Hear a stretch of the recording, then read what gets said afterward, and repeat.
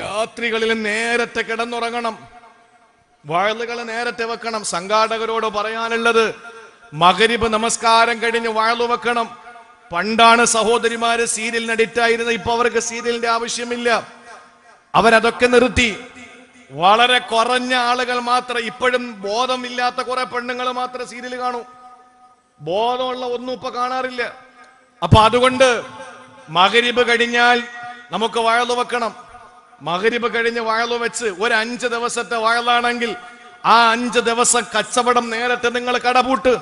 നിങ്ങൾക്ക് അല്ലാഹു തആല ദീൻ കേൾക്കാനും വിശുദ്ധ ഖുർആൻ കേൾക്കാനും ഹദീസ് കേൾക്കാനും ദീനിന്റെ മജ്ലിസിൽ പോയിരിക്കാനുള്ള അദമ്യമായ മോഹം കൊണ്ടാണ് നിങ്ങൾ നേരത്തെ കടയടയ്ക്കുന്നതെങ്കിൽ, ഷോപ്പ് പൂട്ടുന്നത് നേരത്തെ നിങ്ങൾ ഇസ്ലാമിന്റെ പരിശുദ്ധമായ മൂല്യം മനസ്സിലാക്കിക്കൊണ്ടാണ് എങ്കിൽ അള്ളാഹു നിങ്ങൾക്ക് ലാഭം ഇരട്ടി തരും, അതൊരു സംശയമില്ല. അള്ളാഹു നിങ്ങൾക്ക് പകരം നല്ല ലാഭം നിങ്ങൾക്ക് തരും. അങ്ങനെ 7 മണിക്ക് വഅള് വെക്ക്, ഇശാ നമസ്കാരത്തിന്റെ ബാങ്കിന്റെ ടൈമിൽ ബ്രേക്ക് ചെയ്, എന്നിട്ട് വീണ്ടും പരിശുദ്ധമായ വഅള് ആരംഭിക്കട്ടെ. 9 മണിക്ക് മുമ്പ് എല്ലാം അവസാനിക്കട്ടെ. അവസാനിച്ച് 9-9:30 മണിയാകുമ്പോഴേക്ക് വീട്ടിൽ പോയാൽ ഭക്ഷണം കഴിച്ച് നമസ്കാരം നിർവഹിച്ച് കൃത്യമായ നിലയിൽ നേരത്തെ കിടന്നുറങ്ങാൻ കഴിയും. അങ്ങനെ കിടന്നുറങ്ങിയാലുള്ള ഗുണം, തഹജ്ജുദ് മുടങ്ങില്ല, സുബഹി മുടങ്ങില്ല, ഉറക്കം നഷ്ടപ്പെടില്ല, ആരോഗ്യം നഷ്ടപ്പെടില്ല. ഇതെപ്പോഴാ വഅള്? 10 മണിക്ക് വഅള്. 10 മണിക്ക് വഅള് തുടങ്ങിയാൽ 12 മണി വരെ വഅള്, 1 മണി വരെ പിരിവ്. അത് കഴിഞ്ഞ് എല്ലാം കഴിഞ്ഞ് ദുആയും സ്വലാത്തും ബഹളവും ഒക്കെ കഴിഞ്ഞ് പോകുമ്പോഴേക്ക് 1-1:30 മണിയാവും. നേരെ ചെന്ന് ഭർത്താവിന് ഭക്ഷണം കൊടുക്കണം, മക്കൾക്ക് ഭക്ഷണം കൊടുക്കണം, അവരെ ഉറക്കണം. ഉറക്കിയിട്ട് സഹോദരി കിടക്കുമ്പോൾ അല്ലെങ്കിൽ ഭർത്താവ് കിടക്കുമ്പോൾ 2:30 മണിയാവും. പിന്നെ എങ്ങനെയാണ് തഹജ്ജുദ് നിസ്കരിക്കാൻ പറ്റുക? അപ്പൊ ഇതിനാരാണ് കാരണക്കാർ? അതുകൊണ്ട് നമ്മൾ കൃത്യമായി തിരിച്ചറിഞ്ഞ്, നമ്മളെ കൊണ്ട് കഴിയാത്ത ഒന്നുമില്ല. എങ്ങനെ ഒരാളോട് മിണ്ടാതിരിക്കും? മിണ്ടാതിരുന്നില്ലേ 3-4 മാസം ലക്ഷ്മണ രേഖ വരച്ചിട്ട് പ്രധാനമന്ത്രി പറഞ്ഞു അപ്പുറത്ത് കടക്കരുത്. നമ്മൾ ഇരുന്നില്ലേ ലക്ഷ്മണ രേഖയുടെ മുന്നിൽ? ഇല്ലേ? നമ്മളോട് ചേർന്ന് നിൽക്കാൻ പറഞ്ഞപ്പോ കേട്ടില്ല. ഇപ്പൊ വന്ന് ചേർന്ന് നിൽക്കാൻ പറഞ്ഞാലും നമ്മൾ ഓട്ടോമാറ്റിക്കായിട്ട് അകന്ന് നിൽക്കുകയാണ്, ഇല്ലേ? സൊഫുകളിൽ ചേർന്ന് നിൽക്കാൻ വേണ്ടി അന്ന് പറഞ്ഞപ്പോ നമ്മൾ അത് അറിഞ്ഞില്ല, നമ്മൾ അകന്നു. ഇപ്പൊ നമ്മൾ അല്പം കൂടെ അകലേണ്ടി വന്നു. തൊടാനറച്ചു, മിണ്ടാനറച്ചു. എല്ലാത്തിന്റെയും ഒടുവിൽ എന്റെ പ്രിയപ്പെട്ടവരെ, ആരോഗ്യമുള്ളവനോടും പണമുള്ളവനോടും ഹജ്ജിനും ഉംറയ്ക്കും പോകാൻ പറഞ്ഞപ്പോൾ അവരനുസരിച്ചില്ല. ഇപ്പൊ കൊതിക്കുകയാണ്, അള്ളാഹ് പെട്ടെന്ന് ഹറമിലെത്തിയിരുന്നെങ്കിലും മതിയായിരുന്നു. പോയാലും നമുക്ക് പഴയ ചൈതന്യത്തോടുകൂടി ഈ പരിശുദ്ധമായ ഉംറ നിർവഹിക്കാൻ കഴിയണമെന്നില്ല. അള്ളാഹു കാത്തുരക്ഷിക്കട്ടെ. അതുകൊണ്ട് എന്റെ പൊന്നു സഹോദരങ്ങളെ, ജീവിതത്തിൽ അള്ളാഹു നൽകിയ സമയം, ആ സമയത്തിൽ നമ്മുടെ രാത്രികളെ നമ്മുടെ പടച്ചവന് വേണ്ടി കുറഞ്ഞ സമയം നമ്മൾ കൊടുക്കും. നേരത്തെ കിടന്നുറങ്ങണം, എന്നിട്ട് നേരത്തെ എഴുന്നേക്കണം, എന്നിട്ട് അള്ളാഹുവിന്റെ മുന്നിൽ നമ്മുടെ കാര്യങ്ങൾ പറയണം, രഹസ്യ സംഭാഷണം നടത്തണം പടച്ചവനുമായിട്ട്. അതൊരു സുഖമാണ്, അതൊരു ലഹരിയാണ്. അത് അനുഭവിച്ചവർക്ക്, അത് ആസ്വദിക്കുന്നവർക്ക് അത് വല്ലാത്ത ഒരു അനുഭൂതിയാണ്. എല്ലാവരും കിടന്നുറങ്ങുമ്പോ സുബഹിക്ക് മുമ്പ്, ബാങ്കിനും 3/4 മണിക്കൂർ മുമ്പ് എഴുന്നേറ്റ് വൃത്തിയായി മുസല്ലയിൽ ഇരുന്നിട്ട് റബ്ബിനോട് കാര്യങ്ങൾ പറയുന്നു. പടച്ചവനെ, ഞാൻ നേരം വെളുത്ത് അങ്ങോട്ട് ഇറങ്ങുമ്പോൾ എന്നെ ഒരു സ്ഥലത്തും നീ പരാജയപ്പെടുത്തരുത്. എന്റെ പ്രിയപ്പെട്ട മക്കൾക്ക് നല്ല ബുദ്ധിശക്തിയും ഓർമ്മശക്തിയും കൊടുക്കണം. എന്റെ വീട്ടിൽ ബറക്കത്തുണ്ടാകണം. എന്റെ ഇബാറത്തുകളെ സ്വീകരിക്കണം. എനിക്ക് ത്വാഅത്തിലുള്ള തൗഫീക്ക് തരണം എന്ന് പറഞ്ഞ് പടച്ചവനോട് മുനാജാത്ത് നടത്താൻ കിട്ടുന്ന ഏറ്റവും നല്ല അവസരം നമ്മൾ നഷ്ടപ്പെടുത്തരുത്. അതുകൊണ്ട് നമ്മുടെ രാത്രിയെ നമുക്ക് എങ്ങനെ ധന്യമാക്കാം? അത് പടച്ചവനുമായിട്ടുള്ള മുനാജാത്തിലാണ്, അള്ളാഹുമായിട്ടുള്ള മുനാജാത്തിലാണ് രാത്രികളെ ധന്യമാക്കേണ്ടത്. അതുകൊണ്ടാണ് അള്ളാഹുവിന്റെ ഹബീബ് സല്ലല്ലാഹു അലൈഹി വസല്ലമ പറഞ്ഞത്, അലൈക്കും ബിഖിയാമിൽ ലൈലി, നിങ്ങൾ രാത്രി എഴുന്നേറ്റ് നമസ്കരിക്കണേ. എന്നാ നിങ്ങൾക്ക് കിട്ടുന്നത് എന്തെന്നറിയോ? ഫഇന്നഹു തക്ഫീറുൽ ലിൽ ഖതായാ, നിങ്ങളുടെ ജീവിതത്തിൽ സംഭവിച്ചു പോയ പാപങ്ങൾ പൊറുക്കാൻ അത് മതിയെന്ന, ജീവിതത്തിലെ പാപങ്ങൾ ചെയ്യാൻ ചെയ്യാത്തവരാരാ? അറിഞ്ഞുമറിയാതെ രഹസ്യമായ പരസ്യമായ രാവിലെ പകലിലുമായി ഒറ്റയ്ക്കും കൂട്ടായും നിരവധി പാപങ്ങൾ നമ്മൾ ചെയ്തു പോയില്ലേ? ആ പാപങ്ങൾ അല്ലാഹു പുറത്തു തരാൻ തിരഞ്ഞെടുക്കുന്ന സമയമേതാണ്? അത് ഈ പറയുന്ന തഹജ്ജുദിന്റെ സമയമാണ്. അള്ളാഹിനു വേണ്ടി പാതിരാത്രി കഴിഞ്ഞ 3-ാം യാമത്തിൽ എഴുന്നേറ്റുകൊണ്ട് പടച്ചവന്റെ മുന്നിൽ കൈകെട്ടി നിന്ന് നമസ്കരിച്ചിട്ട് പൊട്ടിക്കരഞ്ഞു ചെയ്യുന്ന പ്രാർത്ഥനയുണ്ടല്ലോ, തക്ഫീറുൽ ഖതായാ, നിന്റെ പാപങ്ങൾ പൊറുക്കാനത് കാരണമാണ്.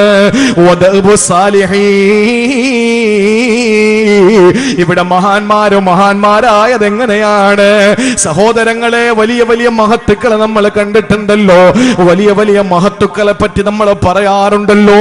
ഒരുപാട് മഹാന്മാരാൽ ആരിഫീങ്ങളാൽ ഔലിയാക്കളാൽ ധന്യമായ മണ്ണാണല്ലോ നമ്മുടെ കേരളത്തിന്റെ മണ്ണ്. ഒരുപാട് ഉലമാക്കൾ, ഒരുപാട് സൂഫിയാക്കൾ, ഒരുപാട് മഹാന്മാര്, ഔലിയാക്കൾ അള്ളാന്റെ പരിശുദ്ധ ദീനിനു വേണ്ടി പാടുപെട്ട, പരിശുദ്ധമായ ദീനിനു വേണ്ടി അശ്രാന്ത പരിശ്രമം നടത്തിയ, പാതിരാത്രികളെ പകലുകളാക്കിക്കൊണ്ട് പരിശുദ്ധമായ ദീനീ പ്രഭാഷണങ്ങൾ നടത്തിയ അള്ളാന്റെ ആരിഫീങ്ങൾ മൺമറഞ്ഞു പോയ മണ്ണാണ് കേരളത്തിന്റെ മണ്ണ്. എങ്ങനെയാണ് അവർ ഈ നിലയിൽ എത്തിച്ചേർന്നതെന്നറിയോ? എങ്ങനെയാണ് മുഹീദ്ദീൻ ശൈഖ് റളിയല്ലാഹു തആല അൻഹു, എങ്ങനെയാണ് റിഫായി ശൈഖ് റളിയല്ലാഹു അൻഹു, എങ്ങനെയാണ് അബുൽ ഹസൻ ഷാദുലി തങ്ങള്, ഇബ്രാഹിം ദസൂഖി തങ്ങള്, അഹ്മദുൽ ബദവി തങ്ങള്, എന്റെ പ്രിയപ്പെട്ടവരെ, ഈ മഹത്തുക്കളെല്ലാം അള്ളാഹുവിന്റെ പരിശുദ്ധമായ ആ നൂറ് കരസ്ഥമാക്കിയത് എന്തിന്റെ പേരിലെന്നറിയോ? അതെല്ലാം ഖിയാമുൽ ലൈൽ കൊണ്ടാ. ഖിയാമുൽ ലൈൽ ഇല്ലാതെ ഒരു മഹാനും മഹാനായിട്ടില്ല. തഹജ്ജുദ് നിസ്കരിക്കാത്ത ഒരാളും മഹാനായിട്ടില്ല. അല്ലാഹുവിന്റെ ആരിഫീങ്ങൾ ഔലിയാക്കളും മഹത്വത്തിന്റെ മേൽ എത്തിച്ചേർന്നത് എന്തിന്റെ പേരിലാണ്? അവര് പാതിരാത്രികൾ അള്ളാഹ്ക്ക് വേണ്ടി മാറ്റിവെച്ചതിന്റെ പേരിലാ. നിന്റെ രോഗങ്ങൾക്കെല്ലാം ശമനമാണ് തഹജ്ജുദ് നമസ്കാരം അത്രേ. കോവിഡ് അല്ല, എന്ത് വന്നാലും, എന്ത് വൈറസ് വന്നാലും, എന്ത് ഫംഗസ് വന്നാലും അതിനെയെല്ലാം പോക്കിക്കളയാൻ, അതിനെയെല്ലാം നശിപ്പിച്ച് കളയാൻ നിന്റെ പാതിരാ നമസ്കാരത്തിന് കഴിയുമെന്ന് ലോകത്തിന്റെ മുട്ടേ മദീനയുടെ മണവാള നബിയുൽ ഹറമൈൻ ത്വാഹ മുഹമ്മദുർ റസൂലുള്ളാഹ്. എല്ലാ അസുഖങ്ങൾക്കും മാറാനുള്ള കാരണം രാത്രിയിലെ നമസ്കാരമാണ്. രാത്രിയിലെ നമസ്കാരമാണ്. അള്ളാഹു തൗഫീഖ് നൽകി അനുഗ്രഹിക്കുമാറാവട്ടെ. എത്ര അസുഖം വന്നാലും എന്റെ പ്രിയപ്പെട്ട സഹോദരങ്ങളെ, അടിക്കടി ഇങ്ങനെ വകഭേദങ്ങൾ മാറിക്കൊണ്ടിരിക്കുകയാണ്. ഒമിക്രോൺ, ഡെൽറ്റ, എന്തൊക്കെ പേരിലാണ് അറിയപ്പെടുന്നത്. മരുന്ന് കമ്പനികളുടെ തട്ടിപ്പാണോ അറിയില്ല, ഇത് വേറെ ആരുടെയെങ്കിലും ഇറക്കുമതിയാണോ അറിയില്ല, ഇത് ഉള്ളതാണോ അറിയില്ല, ഇതൊന്നും നമുക്കറിയില്ല. നമ്മളൊക്കെ ഈ വിഷയത്തിലെ ജാഹിലീങ്ങളാണ്. അതുകൊണ്ട് തന്നെ എന്റെ പ്രിയപ്പെട്ടവരെ, നമ്മൾ വലിയ ഭയവിഹ്വലതയുടെ മധ്യയാണ്. ഒന്നോർത്തു വെച്ചോ, എത്ര വലിയ അസുഖമാണെങ്കിലും, എന്തൊക്കെ മാരകമായ രോഗം പിടിപെട്ടാലും, ഈ പാതിരാ നമസ്കാരത്തിലെ പടച്ചവൻ നമുക്ക് തരുന്ന ഒരു ഗിഫ്റ്റാണ് നമ്മുടെ ശരീരത്തിന്റെ, നമ്മുടെ തടിയുടെ ആരോഗ്യം, നമ്മുടെ തടിയുടെ സംരക്ഷണമെന്ന് ആദരവായ പ്രവാചകൻ നബി മുഹമ്മദ് മുസ്തഫ സല്ലല്ലാഹു അലൈഹി വസല്ലമ തങ്ങൾ പഠിപ്പിക്കാൻ. അതുകൊണ്ട് വിഷമിക്കണ്ട. നമ്മൾക്ക് എന്ത് അസുഖമുണ്ടെങ്കിലും, എന്ത് പ്രയാസമുണ്ടെങ്കിലും നമുക്കതൊക്കെ മാറ്റി കിട്ടാൻ നമുക്കുള്ളൊരു അവസരമാണ് രാത്രി എഴുന്നേറ്റ് നമസ്കരിക്കുക. അള്ളാഹു അതിന് തൗഫീക്ക് നൽകി അനുഗ്രഹിക്കുമാറാവട്ടെ. അള്ളാഹു തൗഫീക്ക് നൽകി അനുഗ്രഹിക്കുമാറാവട്ടെ. പക്ഷെ ചില ആളുകൾ പറയും, ഞങ്ങൾക്ക് രാത്രി നമസ്കരിക്കാൻ കഴിയുന്നില്ല, രാത്രി നമസ്കരിക്കാൻ നമുക്ക് കഴിയുന്നില്ല. എന്താണ് കാരണം? എന്താതിന്റെ കാരണം? ചായല മാത്രമായി പോരുത്, നിങ്ങളോട് നോക്കണേ. രാത്രി നമസ്കരിക്കാൻ നമുക്ക് കഴിയാത്തത് എന്താണ്? പലരും പറയുന്ന എന്താണ്? ഞങ്ങളെ കൊണ്ട് പറ്റുന്നില്ല. മഹത്വം ഞങ്ങൾക്കറിയാം. എല്ലാ മഹാന്മാരും മഹാന്മാരായത് തഹജ്ജുദിലൂടെയാണ്. അറിയാം, നമ്മുടെ എല്ലാ രോഗങ്ങൾക്ക് ശമനം പാതിരാ നമസ്കാരത്തിൽ വെച്ചിട്ടുണ്ട്, അതും അറിയാം. അതുപോലെ നമ്മുടെ ജീവിതത്തിലെ മുഴുവൻ ദോഷങ്ങളെയും പൊറുപ്പിക്കാൻ ഈ തഹജ്ജുദിന് കഴിയും, അതും അറിയാം. പക്ഷെ പറ്റണ്ടേ നിസ്കരിക്കാൻ? എനിക്ക് എഴുന്നേക്കാൻ പറ്റണ്ടേ? അതിനിപ്പോ എന്താ മാർഗം? അതിനെന്താണ് മാർഗം? അലാറം വെച്ചാൽ പോലും എഴുന്നേക്കാൻ പറ്റുന്നില്ല. കുലിക്ക് വിളിച്ചാൽ പോലെ തിരിഞ്ഞും മറിഞ്ഞും കിടക്കാനേ പറ്റുന്നുള്ളൂ, എനിക്ക് എഴുന്നേറ്റ് നിസ്കരിക്കാൻ കഴിയുന്നില്ല എന്ന് പരാതിയുമായിട്ട് കടന്നു വന്നു മഹാനായ ഹസനുൽ ബസ്രി റളിയല്ലാഹു അൻഹുവിന്റെ മുന്നിൽ ഒരാൾ. എനിക്ക് പറ്റുന്നില്ല തങ്ങളെ തഹജ്ജുദ് നിസ്കരിക്കാൻ, എനിക്ക് പാതിരാത്രി എഴുന്നേറ്റ് റബ്ബിന്റെ മുമ്പിൽ സുജൂദിൽ കിടക്കാൻ പറ്റുന്നില്ല. ആ സമയത്ത് അതിന് കാരണം പറഞ്ഞു. ആ കാരണം നമ്മൾ തിരിച്ചറിഞ്ഞാൽ ഇൻഷാ അല്ലാഹ് നാളെ മുതൽ നമുക്ക് തഹജ്ജുദിന് എഴുന്നേക്കാൻ പറ്റും. അല്ലാഹ് ഭാഗ്യം തരട്ടെ. സ്വല്ലി റക്അത്തൈനി നീ 2 റക്അത്ത് നമസ്കരിക്കൂ ഫി ളുൽമത്തിൽ ലൈലി ളുൽമത്തിൽ ഖബ്രി നബി മുഹമ്മദ് മുസ്തഫ.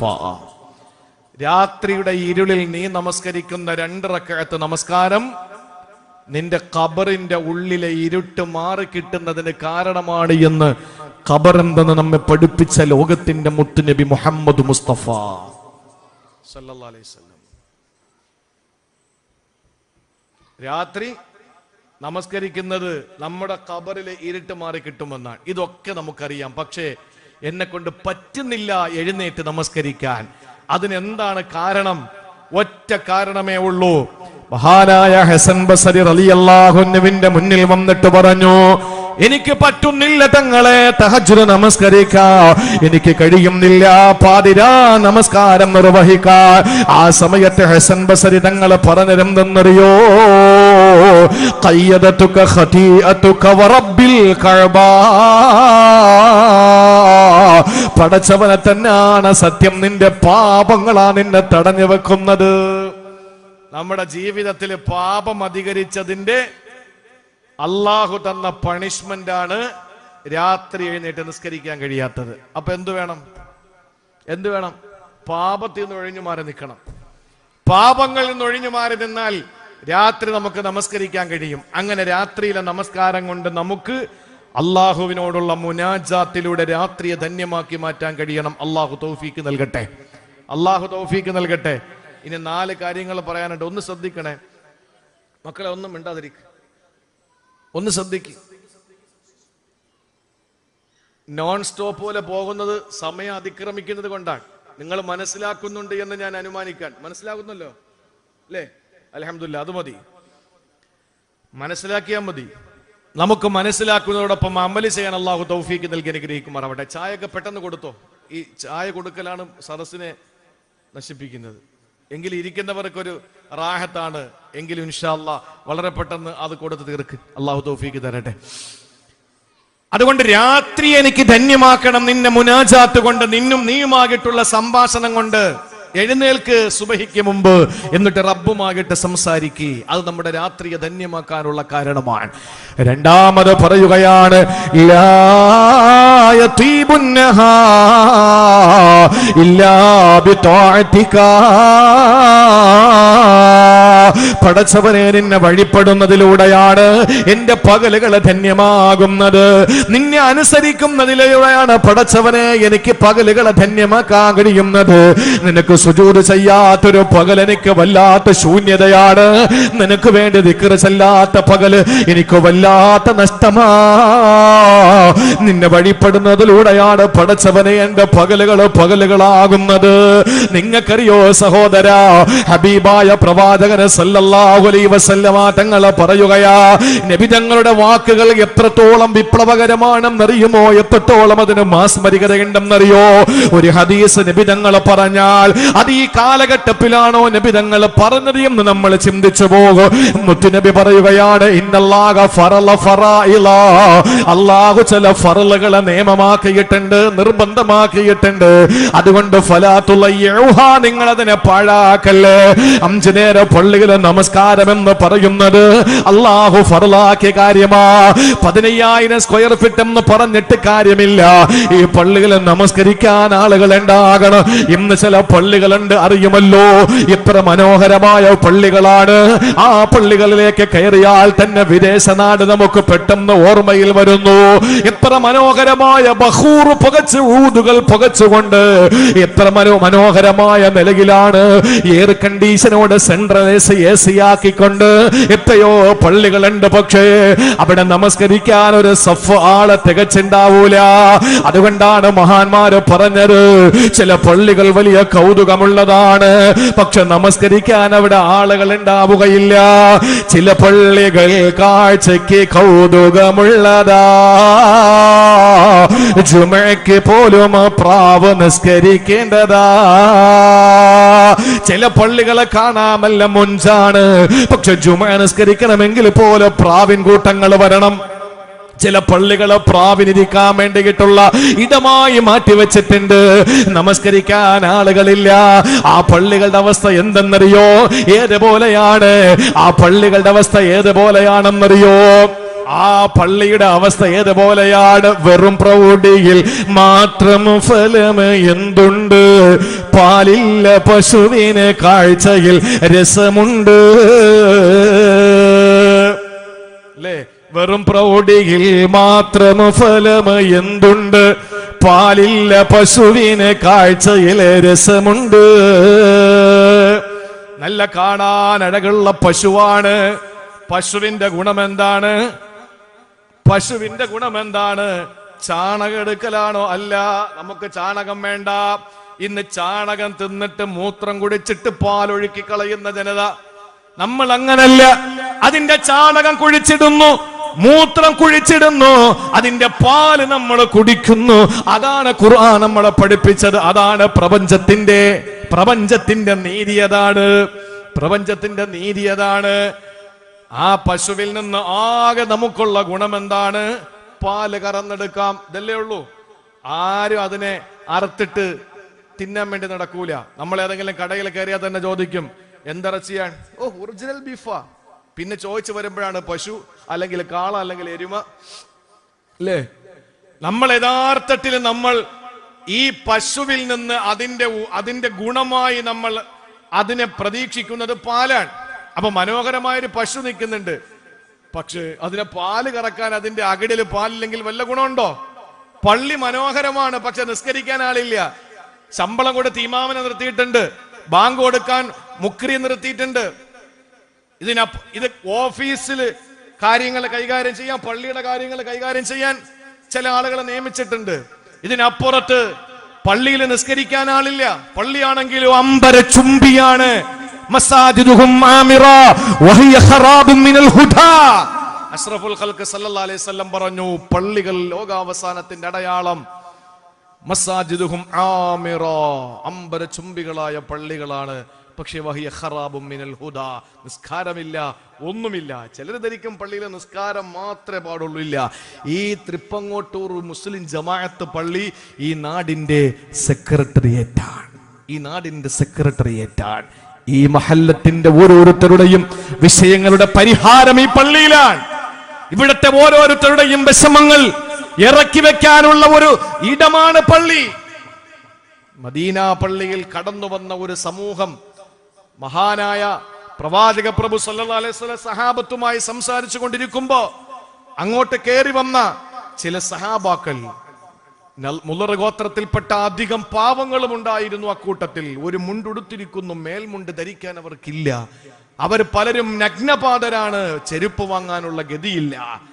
അങ്ങനെ കയറി വന്നപ്പോൾ സഹിക്കാൻ കഴിയാതെ ബിലാൽ റളിയല്ലാഹു അൻഹുവിനോട് ഇഖാമത്ത് കൊടുക്കാൻ പറഞ്ഞു. നമസ്കാരം നിർവഹിച്ചിട്ട് മിമ്പറിൽ കയറി നിന്നിട്ട് ഈ പാവങ്ങളെ നിങ്ങൾ കാണുന്നില്ലേ എന്ന് ചോദിച്ചപ്പോൾ മഹാനായ ആ ഹദീസ് റിപ്പോർട്ട് ചെയ്യുന്ന സഹാബി പറയുന്നു, ഭക്ഷണത്തിന്റെ ഒരു കൂമ്പാരം, സ്വർണത്തിന്റെ ഒരു കൂമ്പാരം, വസ്ത്രത്തിന്റെ ഒരു കൂമ്പാരം ആ മദീനത്തെ പള്ളിയിൽ ഞാൻ കണ്ടു എന്ന്. പാവപ്പെട്ടവന് വിശപ്പിന്റെ പരിഹാരം കൊടുക്കേണ്ടത് ഈ പള്ളിയാണ്. നിസ്കാരം മാത്രമല്ല പള്ളിയിലുള്ളത്. ഈ പള്ളി ഈ മഹല്ലത്തിന്റെ ഓരോ വിഭാഗത്തിന്റെയും ഓരോ മനുഷ്യരുടെയും പട്ടിണി മാറ്റേണ്ട ഇടമാണ്. അവിടെ സങ്കടങ്ങൾ ഇവിടെയാണ് പരിഹരിക്കേണ്ടത്. ഓരോ മനുഷ്യന്റെയും പള്ളി ആ ജനതയുടെ സെക്രട്ടേറിയറ്റ് മന്ദിരമാണ്. നമ്മുടെ വിഷയങ്ങൾക്കെല്ലാം ഇടപെടേണ്ടത് പള്ളിയാണ്. അതുകൊണ്ട് ഈ പള്ളി ഖറാബും മിനൽ ഹുദയാകാൻ പാടില്ല, സന്മാർഗത്തിൽ നിന്ന് വിദൂരമാകാൻ പാടില്ല. അതുകൊണ്ട് നമസ്കാരം വേണം. ഈ നമസ്കാരം അള്ളാഹു നിർബന്ധമാക്കിയതാണ്. ഫലാ തുളയ്യുഹ, പാഴാക്കാൻ പാടില്ല, പാഴാക്കാൻ പാടില്ല. പിന്നെ പറഞ്ഞത് എന്താണ്?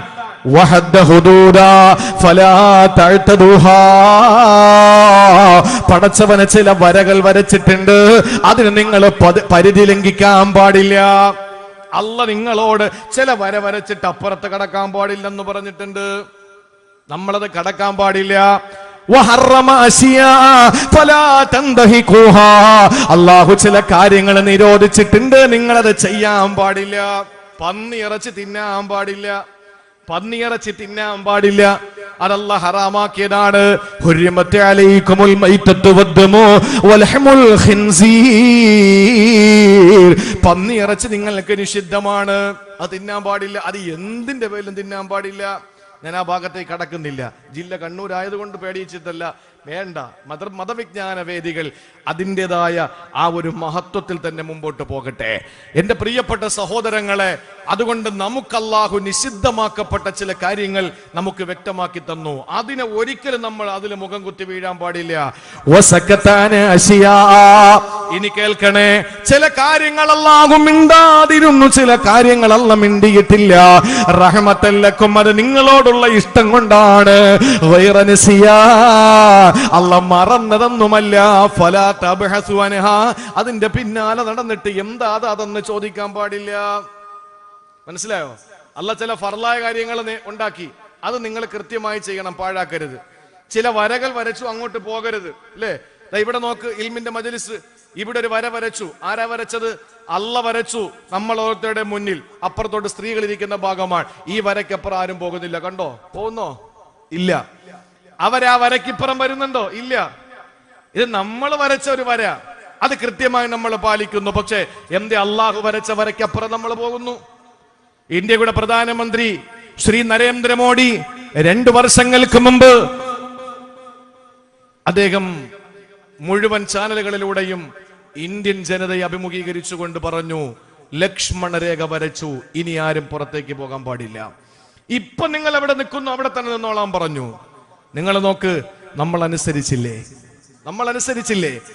നമ്മൾ പലരും കുടുംബത്തിലായിരുന്നു, പലരും തറവാട്ടിലായിരുന്നു, പലരും ഭാര്യയുടെ വീട്ടിലായിരുന്നു, പലരും മക്കളെ കെട്ടിച്ച വീട്ടിലായിരുന്നു, പലരും പെൺമക്കളെ കെട്ടിച്ചയച്ച വീട്ടിലായിരുന്നു. അവിടെ തന്നെ നിന്നു 2 ആഴ്ച. അപ്പോൾ ഇന്ത്യൻ പ്രധാനമന്ത്രി പറഞ്ഞ വര നമ്മൾ ആ അതിർവരമ്പ് നമ്മൾ ലംഘിച്ചില്ല. പക്ഷെ റബ്ബിന്റെ മുമ്പിലോ, അള്ളാന്റെ മുമ്പിലോ നമ്മൾ ഇങ്ങനെ ലംഘിച്ചുകൊണ്ടിരിക്കുകയല്ലേ? അതാണ് പറഞ്ഞത്, അല്ല വര വരച്ചു, നിങ്ങൾ അത് ലംഘിക്കാൻ പാടില്ല. എന്നാൽ ചില കാര്യങ്ങൾ അല്ലാഹു തആല നിഷിദ്ധമാക്കി, അതിൽ നിങ്ങൾ മുഖം കുത്തി വീണ് പോകല്ലേ. വീണ്ടും അല്ലാഹുവിന്റെ ഹബീബ് പറയുകയാണ്,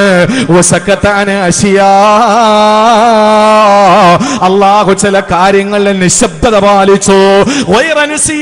അവനെ മറന്നത് കൊണ്ടല്ലോ, പിന്നെയോ റഹ്മത്തല്ലക്കും, നിങ്ങളോടുള്ള കരുണ കൊണ്ടാ. അല്ലാഹുവിന്റെ ഹബീബ് പറയുന്നു, ഫലാ തബ്ഹസു അൻഹാ, അതിനെപ്പറ്റി നിങ്ങൾ ചോദിച്ച് നടക്കരുത്.